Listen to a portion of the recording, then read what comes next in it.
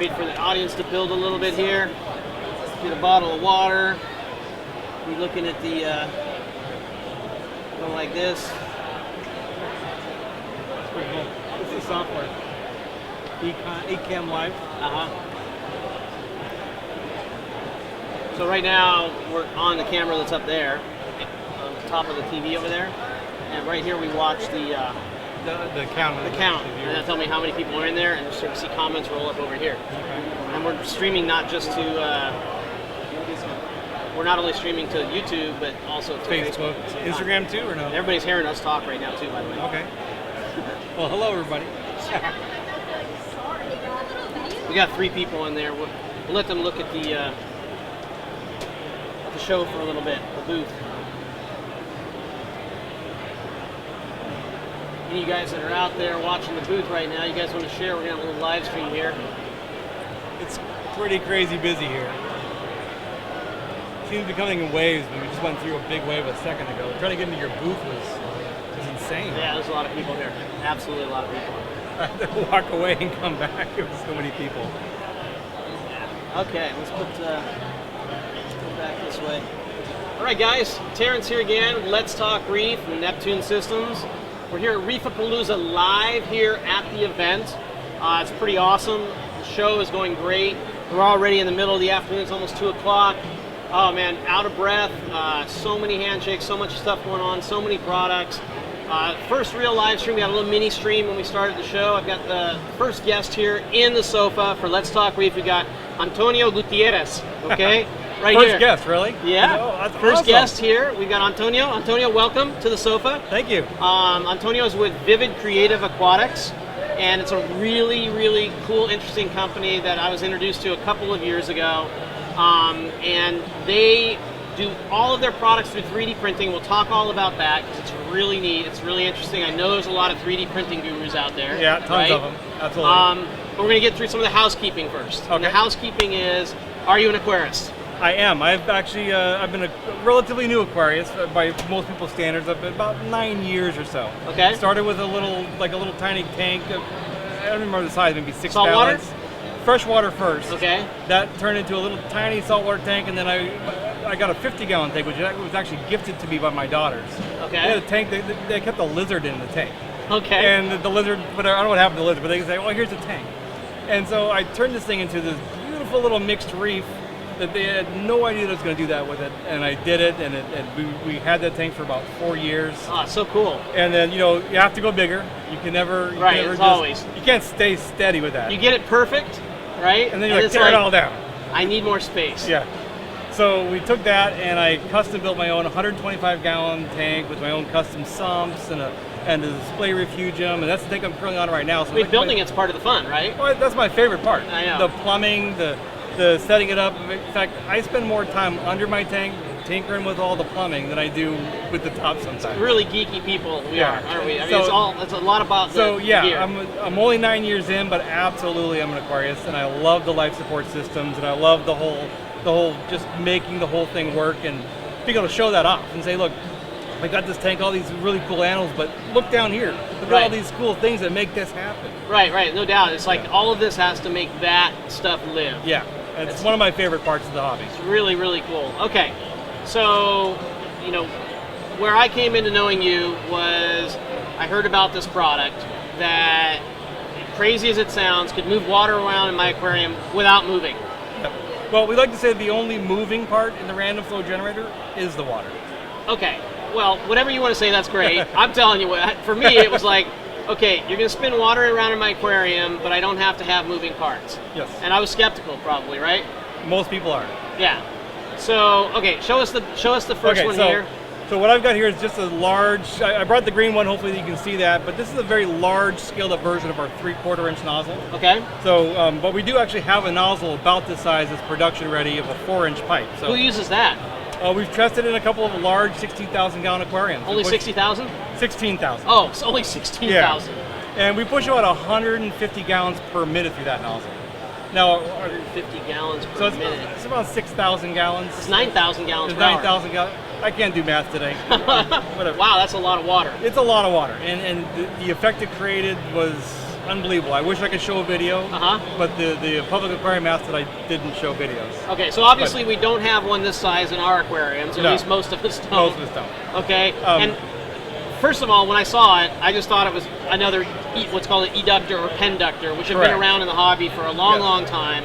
And it shares some similarities to those nozzles, and it uses some of that, technology to produce what it does. But we've added a couple of special things. So before we talk about your special things, so an eductor or penductor works because of pressure differential or something. Explain that to people first. So before it's an eduction nozzle. So when you get water flowing through a pipe, and you give it an orifice or an opening on the side, just like your protein skimmer, it's going to draw water in with it. Okay. So your protein skimmer draws air in because water's passing through the venturi. And so it's creating a venturi effect with water. And so an eductor does the same thing. It creates a bigger volume of water because the water passing through the center is drawing water through the venturis, creating more movement. So it's like the water, picks up more water. Yeah, it just drags. Along with it. It says, hey, come along with me. Yeah, it drags it along with it. It pulls it right in. Okay, so this is how I'm used to them. I've seen them. They've been on tanks forever.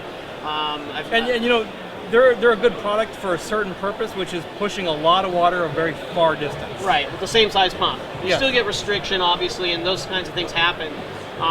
More head pressure, obviously, that's required. Okay, so there's that, and now there's your device. And now explain the difference between your device. So the random flow generator's goal is not necessarily to push water as far as possible. Okay. And although it does have eductors, its main purpose is not necessarily to increase the volume of water going through the nozzle. Okay. Its main goal is to randomize the flow that exits the tip of the nozzle. So instead of just coming out in one direction, you can think of this like a 5-channel nozzle. It's got 5 internal channels. Okay. And each channel, because of the way it works, is active at one time. So it's not all 5 at one time, it's one channel. So you get the water. That's kind of counterintuitive, though, I must tell you, because when I look at this to me says I'm going to get some swirly water that's just going to keep swirling around like a big... Now, I'll be honest, our original goal when I set out to design this part was to swirl water. Okay.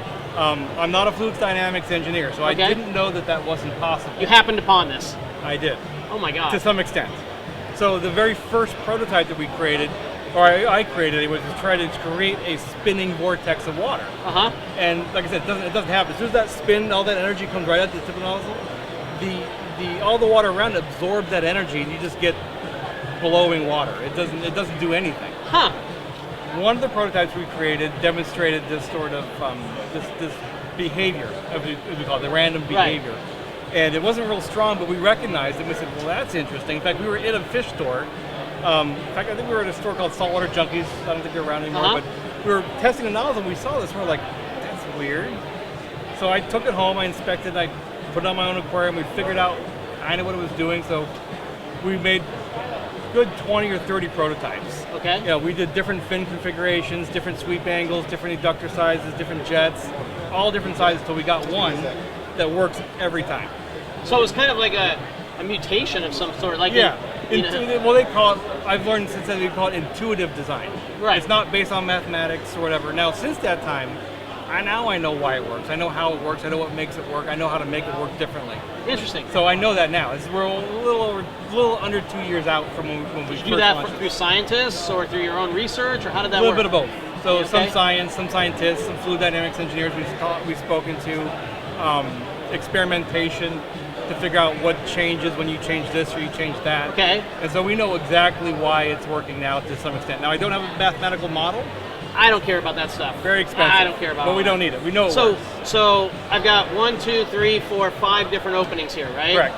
And what you're saying is that when this thing's going, only one of those openings is actually flowing at a time? Correct. And it has the entire flow that comes from here out and out in that one? Exactly. And it just randomly, you can't pick, it's just completely random. So that's actually interesting. So if this were put into a body of water with no turbulence around it at all, a perfectly solid body of water.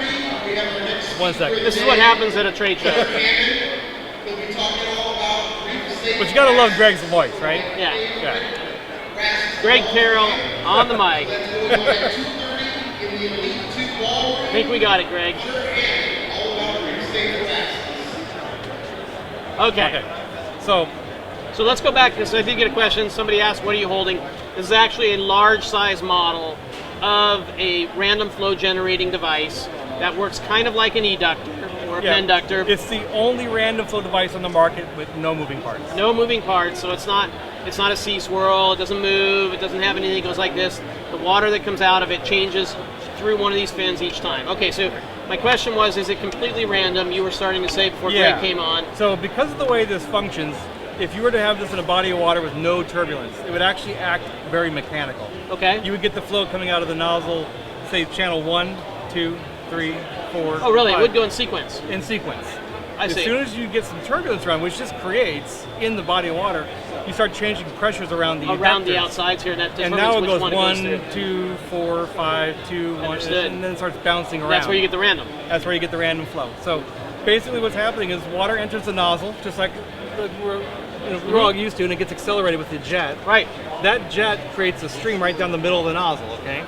Okay. That stream, you can think of like a solid rod that isolates these 5 channels, creating a 5-channel nozzle. Okay. Each of these channels then is connected to its own eductor at the base to draw in water, just like in a pan ductor. So as water's going straight through the nozzle this way down the middle, it hits the with flow the other here travels from here to here, creating a pressure imbalance. And that flow then gets educted into this channel, which then, for a brief moment, draws in a bunch of water to this, and then bulges it out that way at a 30-degree angle. That's really cool. And goes to the next channel, the next channel, the next channel. I can tell you that I know they work. I actually have them on a sea swirl, so I have like moving random flow. And I can tell you, when you have these things on your tank, you will see like a ripple of water, and then there won't be any ripple of water, and then there'll be a ripple of water, and that's the flow going up. It's and the flow going down. up, down, and moving around on it, and they work so well. They really do, man. It's an amazing product. And one of the things I hate now is I really hate lock line anymore, because I don't think it has a real purpose in most people's aquariums. Before, it was like most of your flow in your tank happened from your return time. People didn't have, I'm talking now 15, 18, 20 years ago. Well, they did a lot of closed loops at the time. They did a lot of closed loops, and so you needed a point where you wanted water to go. Yeah. Now you've got power heads and whatnot, so you don't need to do that as much, right? And so I was telling people, if I had to design a tank, I just put like 4 1-inch, outlets at the back of the tank, and stick 4 of these things on the back of the tank. You don't have anything in your tank viewable. You don't get all that loss comes in a lock line. We've got a guy in Phoenix. In fact, you guys will be here in Phoenix for MAC, I'm sure, next year. 2020. You go visit LE Corals. He's got a 440-gallon coral tank driven by just 6 3/4-inch random flow generators, each bank controlled by 1 pump. Okay. He took out his gyres, he took out his FP40s, his 60s, everything out of that tank. I can see, absolutely. 10 foot by 6 foot by 18 inches or so. I can see how that's possible, absolutely. I think the whole thing moves. It's clean. It's a clean install, right?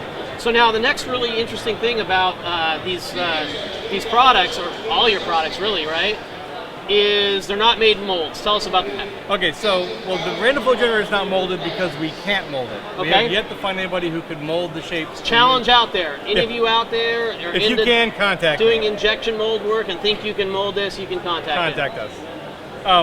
So we 3D print these for that purpose. Okay. All the other products we make, we 3D print too, because we have that capability. We're running anywhere between 20 and 30 printers at any given moment for about 16 hours a day. 20 to 30 printers. Yes, and we can produce about 300 print hours per day if we push ourselves. That's Our average crazy. is around 150 to 200 print hours per day. So, like on a 1-inch version of these nozzles, how many of those fit on a printer? So at one we time? use a lot of really small, we use an army of small printers because they're quick and easy, inexpensive. We can switch them out fast. We get 2 nozzles per print. Who's do you use? Because we have some geeks out there in. So we're Neptune land. using modified monoprice minis. Monoprice minis. That's for the bulk of what we're printing. That would not be what people would think. No, but we modify them with a better hot end. We do a couple other little things to them to make them really good. But we can put them up on the rack. We can repair them quickly. We can run them all day, all night, and they just run. Cool. And we can, if we need 40 of them. So this was printed on a monoprice mini? No. This was printed on an Okay, because I'm like, I don't know what you're doing to modify these things, but this is probably an Ender 3. Okay. We have like 4 or 5 of those running as well. And we're looking at bringing a couple of other printers. But what we found, and this is interesting. It works. We've run these on higher end printers, and for what we're doing, we don't get any better result or any faster. Okay. And so we can bring in the small, inexpensive printer, make a couple quick modifications, and that helps us keep our prices down. And we can manufacture all day and all night, and we can replace the printers as they come in if they need to get replaced or Right. broke, Yeah, and they do. Is When climate control a big deal when you're doing these? no, we're using BETG for all of our products that touch water. It's a good point, though, to talk to people about this. The material that's used here, this is obviously reef safe, right? So that one's not. That's PLA, but that's just for display. I'm not talking about this. I'm talking for about for the all the parts that touch water in our factory. We're going to manufacture them with PETG. Okay. And specifically, we're using ESUN PETG. Okay. Because they were kind enough to supply to us the material that's in the plastic, so we know exactly what's in there. Nothing to harm the tank. Okay. It's UV resistant? To a point. Okay. We have seen some. If you have a really hot UV lamp, you can bake these things. But you can do that with a regular ABS too. It's going to bake. But it does have a UV. I'm talking component about, in it. and when we say UV in our industry, okay, we're not really talking UV capital. I mean, Now there are a couple of LED lights out there that aren't hitting this market fully yet, but they have these giant UV diodes in them. Oh, really? And they're hot. Yeah. And we've had a couple of customers who've had some issues. Out of the 10,000 we sold, I know of at least 3. Really? But nothing major, nothing. And again, I think it's the UVs where we tied it down to. Now, to test this theory, I live in Phoenix, Arizona. That's where we're from. I have a nozzle. You can look at our Instagram page at Vivid Creative Aquatics. Is the tag. I have a nozzle sitting out on my brick wall, middle of summer. It's been there for, it's got to be 8 months now, sitting outside in the elements. It looks brand new. Okay. Well, And I so think that's Arizona a good sun has testament. a lot of Arizona UV sun. in it. Yeah, absolutely, 100%. So, where can people get these? Not this, obviously. You can't get this. Yeah, you can get them at pretty much every major online retailer. Bulk Reef Supply, saltwateraquarium.com, Fish Tanks Direct, AquaCave. You go down the list, they're all there. And that's for the U.S. side. You can also most likely find them at your fish store. We're reaching more stores lately. Okay. So go check with your fish store first, because they may have them. Okay. You can buy them direct from our website as well, at vividcreativeaquatics.com. If you're not in the U.S., you can buy them in the U.K. from Charterhouse Aquatics. Lots of your local fish stores there too. If you're in Australia, you can get them from, and every fish store has access to them through Dalua. I would love to have that. I've got 50 people from Australia, but maybe 2. But yes, okay. But here in the States, local fish stores. You have a great penetration of local fish stores. So like every market, or not every market yet. We're working on that. We've got a number of distributors who are trying to push them out there. Okay. Our biggest challenge is convincing people that it works. Right, I can't see that. It's one of these things that the downside is it looks like an eductor. Yes. So everybody goes, yeah, I've seen those. They came out 20 years ago. So thank you our very much. penetration of the local fish store market, which we think is really important, is still building, and we're doing really well. And if you go to our website, there's a list of where to buy. Type in your zip code. You'll find any store that we know that has our product. Because we actually have stores that we don't know that have our product because they bought from our distributors. So in that case, hopefully, if you guys are out there watching, go to our website, register your store so we can put you on the map. So, and these things can just be glued up with regular PVC glue, or? It might work with PVC glue, but you shouldn't need it. I mean, all of our slip fit versions that go on the pipe are designed to just snugly fit your PVC pipe. You don't need any glue or anything. No glue necessary, okay. And then, of course, the lockline versions connect the lockline. And so, people need a 3/4 inch version. What's that's going to cost them? $19.99 for a single 3/4. That's reasonable. It's I mean, really inexpensive. You're going to buy it once. It's going to go in your aquarium. It's going to give you random flow. It costs you a couple $100 for a power head. So yeah, you're getting flow you didn't have before without changing your pump. Well, so I'm an Aquarius first, obviously, before we invented this. So I always, when we started pricing this, I'm like, this really should be easy to afford. It shouldn't cost $50. Right. It should be, for a single nozzle, $20 is easy. It's $19.99. Let's see if we have any questions here. Sure. Somebody says, Joe says his Ender 3 Pro is a workhorse. Okay. No questions. None of you guys have questions? We got somebody from Houston out here. That's Jay. We got a few people. We got like 30 people on the live stream already, so that's pretty awesome. We must have answered all their questions. They must not. They must think that they already understand it. They're going to go buy them. I don't know. Or they already have one. Maybe we've sold sold a lot of these. Yeah. We've been rocking it. So we're in our second year. We took a nice slow sort of up ramp of a growth pattern. Right. And we've been steadily increasing every year. Well, I love every month, I should say, because it's only 2 years out. I love the product. I love the simplicity. I love that it's American innovation, American built. All of that stuff is just so neat to see that it's not. made in the USA. I mean, Right. it's hard to find an aquarium product that's made in the USA. Absolutely it is, 100%. All right, Antonio, we're going to cut this one down, and thank you so much for joining us here. Thank you. Appreciate it. Let's Talk Reef Sofa. We're here at Reefapalooza. Let's Talk Reef, Neptune Systems, obviously. Thanks for joining us, guys. We're going to do some more. I've got, I've got the guys from Flipper. And I use them on my nano tank and my tank at home. I use their scraper. The scrapers are awesome. So I got those guys coming. I've got Gareth from Real Reef going to talk about some brand new branch rock that's out there. Maybe I'll get Laura from Siche. I don't know. But definitely, stay in tune to all those alerts that are coming up on your phones. Thanks for joining us here at Reefapalooza with Let's Talk Reef. Until maybe an hour from now, we'll see you again. Bye. Take care.